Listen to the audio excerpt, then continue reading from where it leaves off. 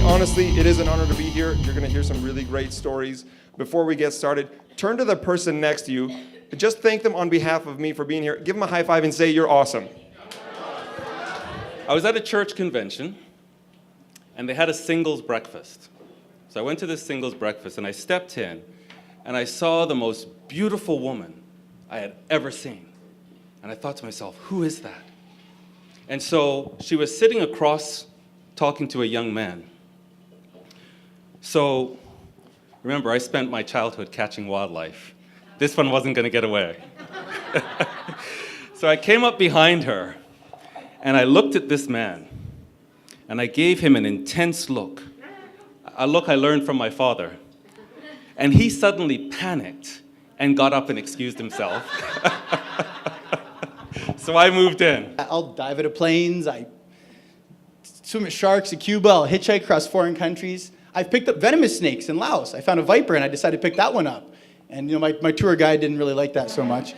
But I'll do a lot of things, and it's ironic. These things can actually hurt me. I could die. No questions asked, I dive right in. Things that can hurt my ego or bruise my pride, where people can laugh at me, no way, man. That's the scariest thing in the world to me for so many years.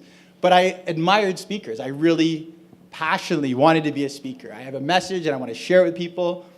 And so, I've come to terms that I look at fear in a much different light now. I look at my fear, I used to avoid it. It was bad, it was to be avoided, and it was weakness. And, I've learned that when you feel that fear in your stomach, those butterflies in your stomach, it's not a bad thing. That's actually your internal GPS. That's your compass for the best opportunities for growth and for development and for stretching your comfort zone. If you're not feeling those butterflies in your stomach, you're not growing. So something happened I got to share with you. All right, love, what is it? I says, Mom, something happened at a barbecue where I've had a rearrangement of my brain. I don't know who I am, and I think I'm great. I'm not sure. All right, what happened? Well, I went to this barbecue, and this kid asked me for a hamburger, and now I'm questioning how much of a jerk I was with you. All right, love, shall I make tea? No, Mom. My mom's the kind of lady, if you I trip over the, garden hose in the backyard and stab the dog and kill it. Oh, love, you want tea? That'd be all right. No, Mom, that wouldn't be all right. And I told my mom, I said, I look back over some of the things I've said and done, and I'm clear that who I want to be for you is someone that is great. Who I want to be for you is someone who's connected and forgiving and loving. That's who I want to be for you, Mom. I said, I don't quite know what it's been like up to this point for you with me, but that's how I want our future to be. What do you think? All right. That's when the concussion hit me. All of a sudden, it was like the volume on the world was turned up really excruciatingly loud. And the sounds, like the lights and the sneakers and the balls bouncing, I just started crying. I was diagnosed, I had a concussion. This was not my first concussion. So the doctor said, okay, you need to rest for 10 days. And at the time, I was like, what? No, you don't understand how much they have to do right now. Rest is not an option. So I thought, oh, fine, I'll rest for 10 days, and then I'll be fine. After 10 days, my symptoms remained of fogginess, of feeling like it was like someone was squeezing my head. And I just couldn't concentrate. Watching TV was too much.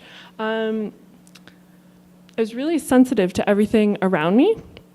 And even walking to the corner was exhausting. I would have to lie in bed for hours after I did that. But I was still trying to fight through. They brought us all together. It was a grassroots company. And they said to me, not so much everybody else, but to me, Moira, this is Wednesday, Friday's your last day. This was so new to me. As an entrepreneur, I'm in control of my time and what I choose to do. And I was like, what do you mean? I want to stay. And they said, well, no, there's no position for you anymore. And I went through anger. I went through all the different emotions. I was very upset. I love these people I was working with. I really enjoyed them. And, I was told, no, this isn't going to happen. The gift that came out of that, because gifts come out of our struggles and what we go through when we go through this fear, is that there was a program with neuroplasticity in the brain. And part of my training was to go through that. And I completed it about 7 months later, going down on the go. and completing this program, and it was one of the best programs that I've done. It not only affected me going through forgiveness and going through a lot of things in my own life and really owning my story fully, so I could really step up and hold the space for my clients and the people I work with or the audience I speak to. But the story doesn't end there, because Ralph goes through school, and remember, he's this crazy engineer, and what does he do at the end of his career? He starts making wheelchairs. Now, not many of you in this room were around in 1965, but Cliff, you look like you were. And hey, we're together, man. But you remember what wheelchairs looked like then. They kind of looked like this with wheels. And if you want to see what they look like, go to an airport now and see what they wheel people around in, or go to the emergency room of a hospital now. Wheelchairs do not look like that anymore, do they? They're low slung, they're canted, they have, really good back supports. People can manipulate them with one hand, every single wheelchair. Every single wheelchair. Yeah. And everyone that you see is made after a design that was created by Ralph Hotchkiss. And thank you guys. Thank you guys and girls. Thank you men and women. Thank you everybody for coming, for making this possible, for making this happen, and our great first ever launch here in Richmond Hill. Thank you so much. Have a great night. We'll see you next time, June 10th. June 10th, everybody. Thank you.